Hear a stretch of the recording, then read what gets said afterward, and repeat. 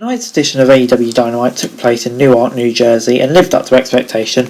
We also had a number of matches confirmed for AEW Grand Slam next week, and we got an appearance from a Hollywood star, as well as CM Punk and Sting getting laid out, and also a confrontation between Daniel Bryan and Kenny Omega. So let's get straight into it. Starting things off with Adam Cole versus Frankie Gazarian. The match started with the two of them going back and forth briefly before Cole dumped his opponent outside the ring. The Panama City Playboy followed him out to ringside, taking advantage before hitting a running boot back in the ring. Cole went to follow up with a super kick, but Gazarian blocked it and hit a running double knee to the former NXT champion. Gazarian then charged at Cole, which proved to be a mistake as Adam caught him with a super kick. Gazarian kicked out at 2.5 before both men traded right hands, with Gazarian getting the upper hand. However, Cole hit a Panama Sunrise and it was enough to pick up the win. Adam Cole got the mic after the match and said that he hoped to do the most dangerous thing on the roster. I hope to do it with the Elite. Cole added that he would be going 3-on-3 with the Young Bucks against Christian Cage, Luchasaurus and Jungle Boy. Can't wait for that match. And as for his debut, solid match, just got him over, got the win, crowd was on fire, I'll give it a 7 out of 10. We were then backstage on Dynamite with Tony Schiavone, who was interviewing Guevara and Fuego del Sol. Fuego looked like he was standing in front of his new car when said he would trade it all for the TNT Championship. After coaxing Sammy, Fuego laid out Miro for another challenge on Rampage before MJF was in the ring and said that he was in the armpit of America, New Jersey. MJF then said he had a message for his fans, saying he didn't care what they thought. The Pinnacle leader added that he wanted to have a word with the late great Brian Pillman. Showing clear disrespect, MJF addressed Loose Cannon and his wife for searing, and he called them one of the worst second generation wrestlers before Brian Pillman's Jr. music hit and Wardlow came out to stop him, but Junior snuck up behind MJF and got in control. That classic comeback before we saw a sit-down interview which was recorded earlier by Brian Pillman. Pillman said he was ready to uphold his father's legacy and would beat MJF. MJF is just brilliant. That's what I learned from this, and it's nice to see Brian Pillman getting a bit of elevation as well.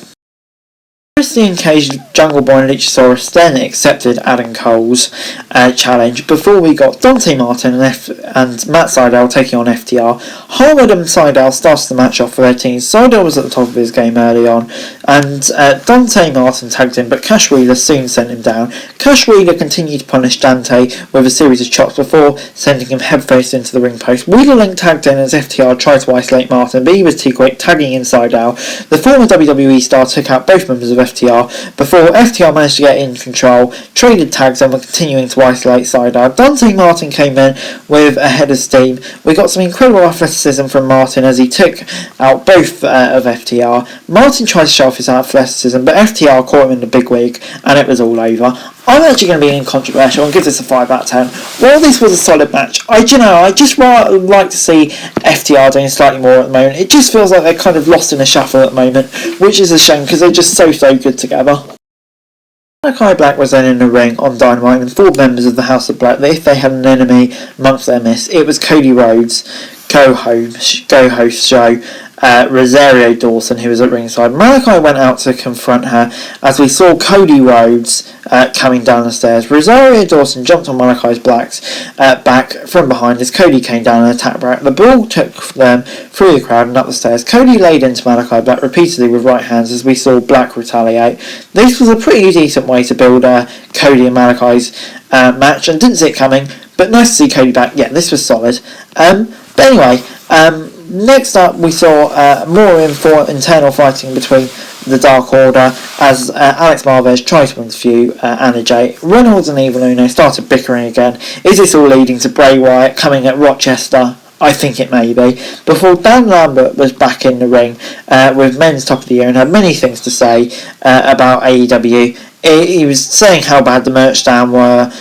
Before Chris Jericho's music hit and he came out with Jake Hamer, Dan Lambert hit out at the fans saying no one knew the lyrics to Jericho's song. This led to an impromptu sing-along of Judas. Dan Lambert replied that he was surprised to see Jericho defending the fans before accusing him of manipulating. Jericho said that Jake Hager was still undisputed in MMA and got scuffles with Brock Lesnar and Goldberg backstage for years. Lambert said that any potential match would not be happening in New Jersey. Instead, he wants to have a match between Jericho and Hager and Men of the Year next week in New York. That certainly makes it interesting, and I'd actually be pretty keen to see that.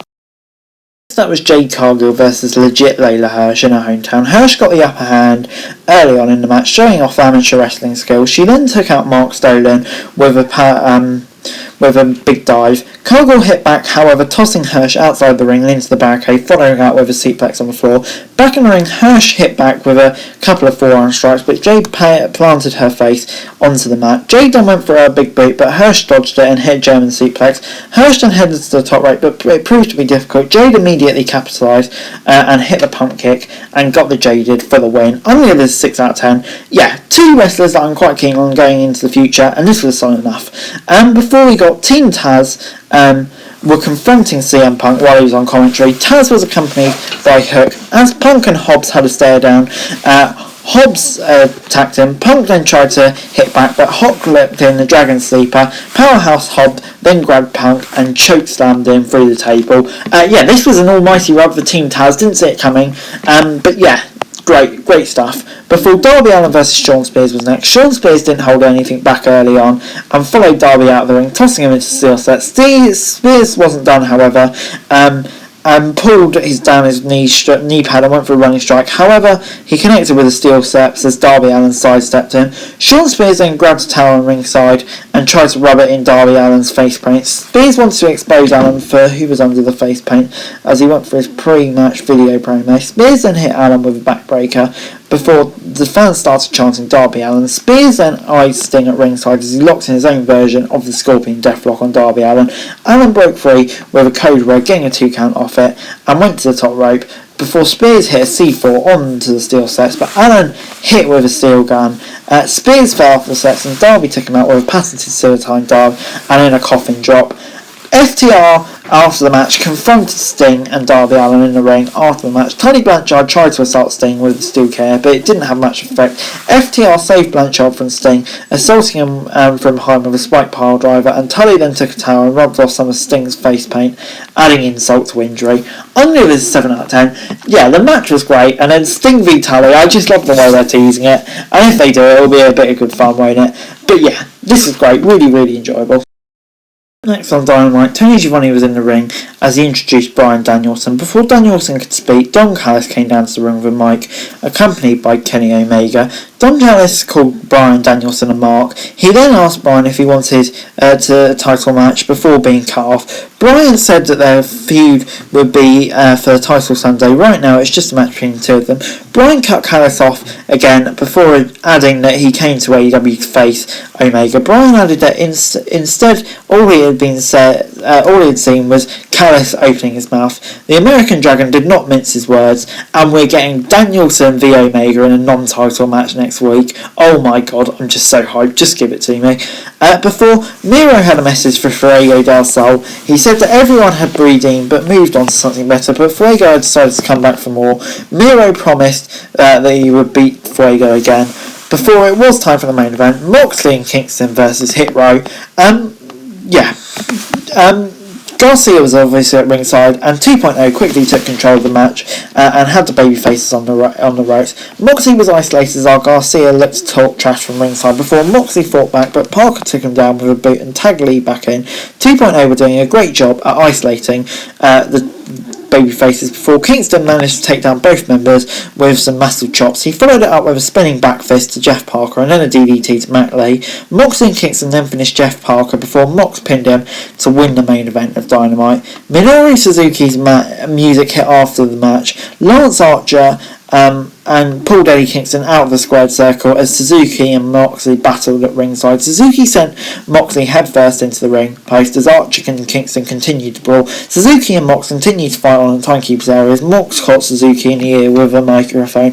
The show went off the air as the referees tried to separate Moxley and Suzuki. Wasn't expecting to see Suzuki back so quickly, but very happy he is because he's just so great. And yeah, on the whole, this was a lot more dramatic and better than I thought it was going to be. I'll give it a 7 out of 10. Overall this week, AEW Dynamite gets a 7 out of 10 from me. Really enjoyed this week's episode of Dynamite. From top to bottom, yeah, it was just a really solid episodic TV show, and that's exactly what you want. And for me, it did all the right stuff in building towards, obviously, the Grand Slam next week, which is obviously the big show. But anyway guys, that's it for the video. Thanks very much for watching. Remember to like, share, subscribe, leave your thoughts, comments down below. Follow me on Twitter, link in the description below for daily wrestling news, and subscribe to my channel on the screen right now. That'd be greatly appreciated. Thanks very much for watching. Peace.